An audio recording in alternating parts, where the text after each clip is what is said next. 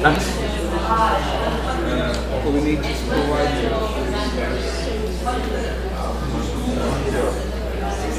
vegetable and fruits and those things. Agricultural products. Either of course, but it was mentioned agriculture. Actually, they contribute to Everything. Anger stop the flesh. avoiding pests.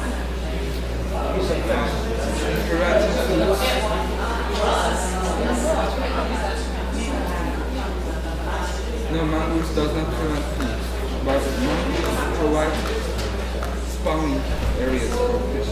Did it say that? It said prevent floods. Because it says forests provide food. But Flesh. prevent floods. But it wasn't mangroves, it was forests. Was it forest? Yeah. That is mangroves and permafrost. Supposed to work. What are the fish? Half of our oxygen comes from the ocean. Yeah.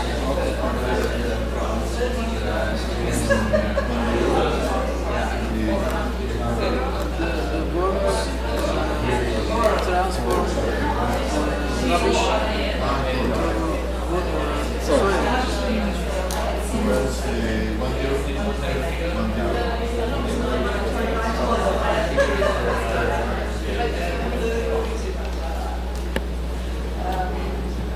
We use forest south of the pole. Yeah, every year.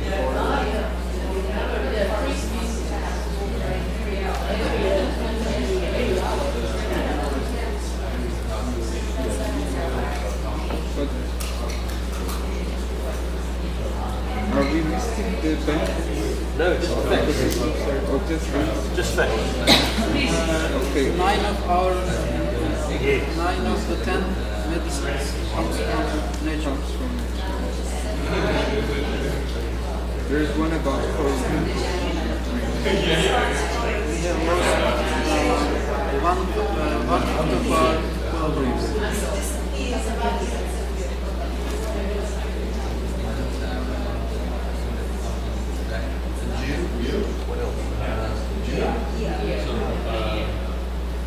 Every second we are losing 3 species. Every second. And don't cheat, don't look at our 13th pictures. Was it every second or every minute? 3 times we are 3 species at every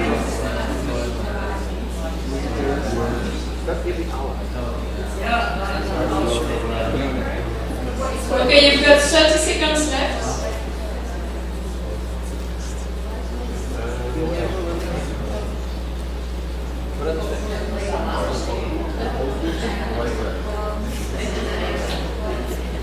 Was there one about monkeys? What was the tip of the iceberg? There was the tip of the iceberg. The product. Provisional product. Provisional service. You know, the product. 3, 2, 1, 0. So I'm going to ask the facilitators to look at the facts that you've listed on your flip charts, to count them and to tell me how many facts you could find per table. So I'm going to start with team 1. So team 1 is 8, okay? Depends on the number of people. Thank you. Team 2, We had 9. 9, okay? But are really facts, huh? You don't want just you want numbers, right? 9. Team 3, 14. Oh.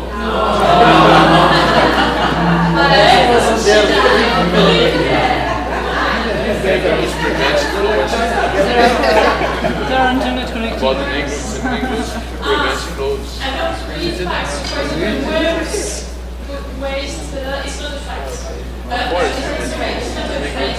There is facts. So, and I wanted to answer the fact that what is the nighttime medicines, etc. So you should count only the data.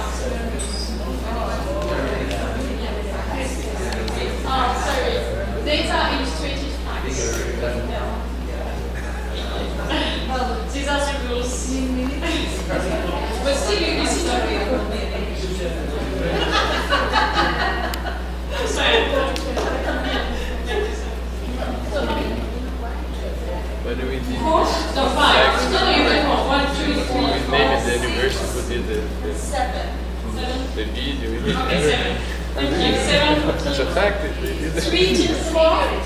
Team 4, 7, and some other facts without number, so I would say 7. 7 as well. Okay. And team 5? Well, 7, 6.5, 7. 7. Okay. So actually, so team 2 had 9 facts, so it was very data illustrated facts, right? So, No, 8. What? 8 and 9. oh sorry, Team 2 is team here. 2 is 9, so team 2 will be allocated 1 point, so means that for the moment, yeah, you're the winning team. Congratulations.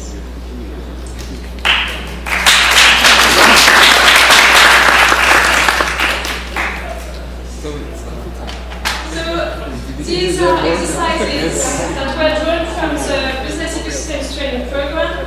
So these are really simple exercises, but it's really to get people energized and also the fact that we're having teams that compete against each other, it makes it slightly more fun in terms of exercise. And I'm going to present you this Business Ecosystems Training Program. But first, what is the rationale behind it? Well, education is really critical. Well, this is something that seems obvious, but this is something that business recognizes as well. So 72% of CEOs see education as the global development issue most critical to their future success. And 86% of CEOs also think that sustainability, well, education is key to get sustainability much more integrated into their business. So that's great to see these figures. Well, however, in terms of how it's done, only 60% of CEOs say that they are really implementing education. And, well, companies also see CSR as really an important topic, as a topic that really motivates people, attract employees, and help develop the organization's leaders as well. So capacity building is critical, education is critical, and so that's why we thought at WBCSD we've been working on biodiversity ecosystems for around 15 years now, developing tools, methodologies to help companies better address ecosystem issues. But we thought that it was really timely to develop a program that would help them raise awareness internally. Because there's really gaps within companies. Sometimes, well, it's really the SD department, the Sustainable Development Department, who knows all about these issues, but then when you go to other departments, they don't know at all about it. And really, sustainability, ecosystems, and biodiversity should be known throughout the company so that these issues are addressed properly. So we've developed this program. Actually, it was released in February this year, and it's a program that aims to equip business with the skills it needs to better understand the issue, but also better measure, manage, and mitigate ecosystem impacts and dependencies. So the program is really based on all the material and tools that WBCSD has been developing throughout the years, but it's also based on other materials from other organizations as well. It's a program that is, it's an instructor-led program, so it means that it's not something that you just read on your own and that's it. It's not an online training program. These are slides that should be delivered by a facilitator, actually. And all the material is open source, all the material is freely available on our website for anybody to use. So companies, but also NGOs, academics as well. We want a maximum of organizations to use it because we want a maximum of, we want really to raise the awareness about these issues within companies. So who is it for? It's really for a business audience. So you'll find this material a lot of case studies from business, a lot of examples of how business have addressed these issues. And it's from basically anybody in the company. It could be for management level people, but also younger people, junior people, new employees as well. It's also from sustainable development specialists to finance people as well, a wide range of audience. So how we've developed this training program, we really wanted to make sure that the program was well, helping business better understand this issue, but also that we were accurate in terms of what of the content as well. So we've developed it with an advisory committee made of education and ecosystems experts as well. So a number of companies have participated in the development of this program, but also some other organizations. There was the IUCN as well, the Natural Capital Project, for example, and also our regional network partners in Portugal, in Brazil, in the Philippines, and we had also some academic institutions participating in the advisory committee. And the curriculum itself was designed by KPMG. And we wanted to make sure that the program was okay and it could be delivered as it is, so we also organized some pilot tests with our members. We had training sessions in Munich, in Lisbon, and we had also some members using the material internally and giving us some feedback so that we can adjust the material as well. So how is the program structured? It is structured around 4 modules that go gradually into the topic.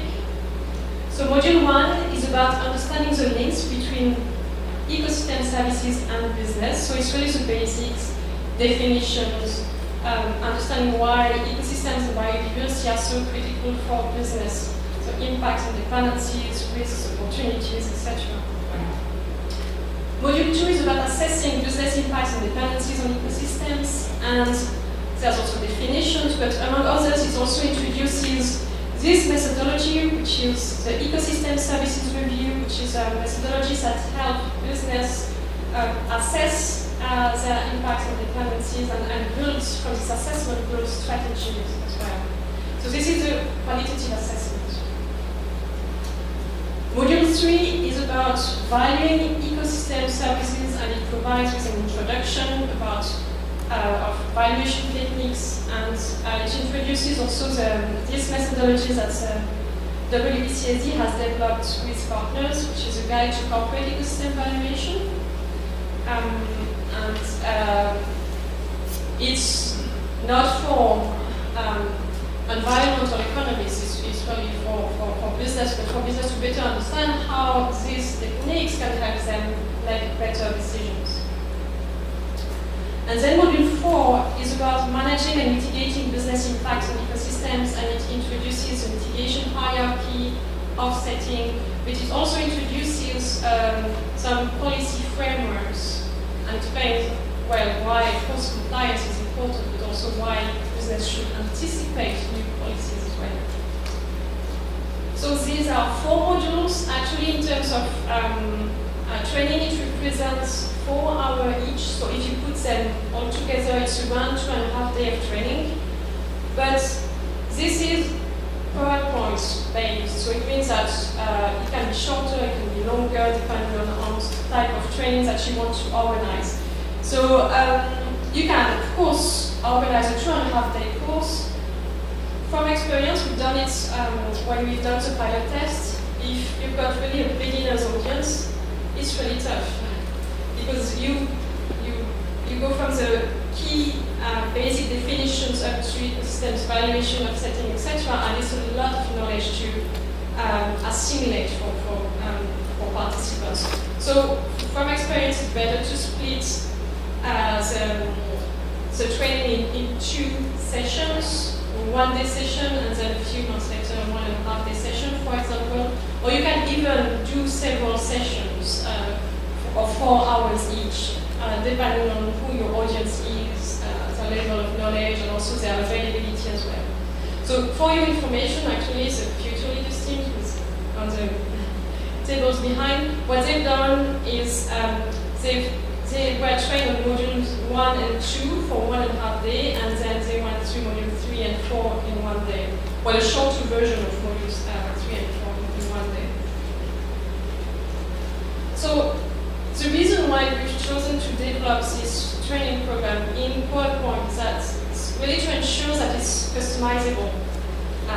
Because we had, when we first asked our member companies about what kind of training materials they wanted, some were saying, well, a self-learning program would be great, like an online tool and you click and you've got questions, etc. But the issue with this type of material is that you can't customize anything, or it's really difficult, it's costly, etc. So finally, as also we had very different requests from different companies, we decided to develop something, well, in PowerPoint so that it can be really customized to the learner needs. So you can translate it, you can pick just the sessions that you're interested in and build your own program.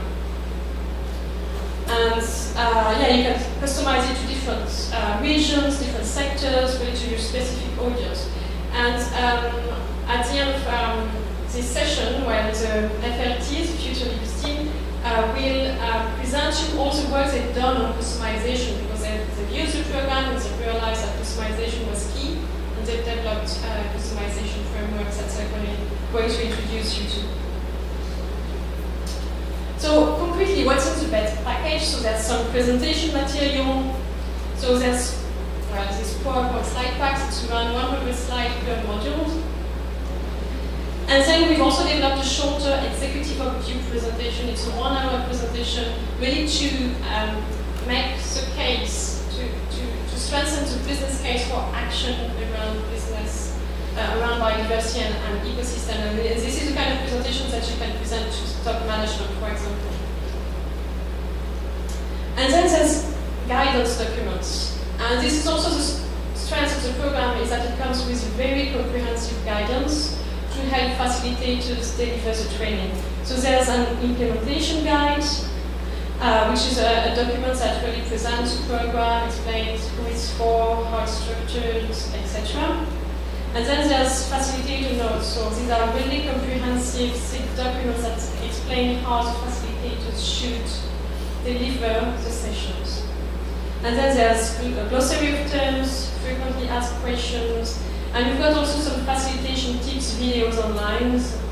Well, these are basic tips for facilitating, but can be helpful when doing your first session, for example.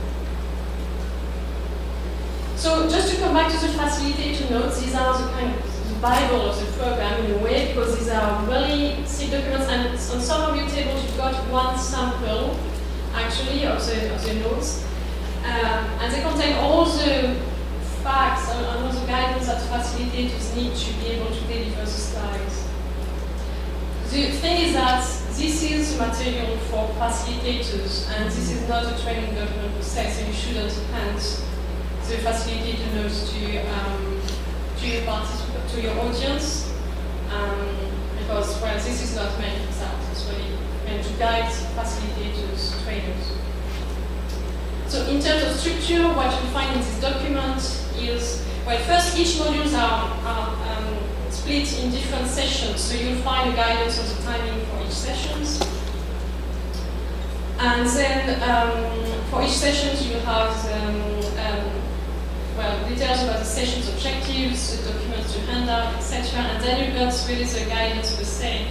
That includes instructions, background information, guidance on how to facilitate the exercises, and also references and sources if you want to know more about a certain topic.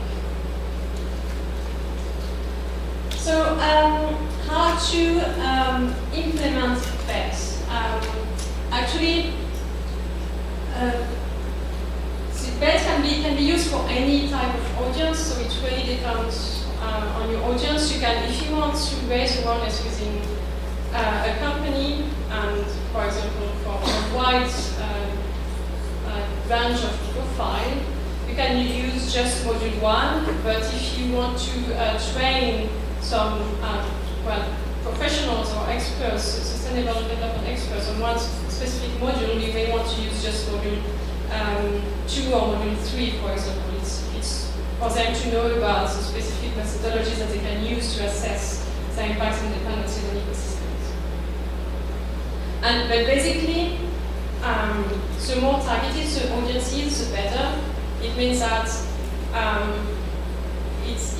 if you've got very different participants with different level of knowledge on biodiversity and ecosystems, it will be slightly more difficult to facilitate that if you've got, for example, just people from one company with the same level of knowledge and understanding, then the session will be smoother because you'll be able to better target your training as well, and yeah, it will be easier to facilitate. So this is just a guidance on the module you can use depending on the type of audience. So if your audience doesn't have any background, any knowledge on biodiversity and ecosystems, so we recommend that you start just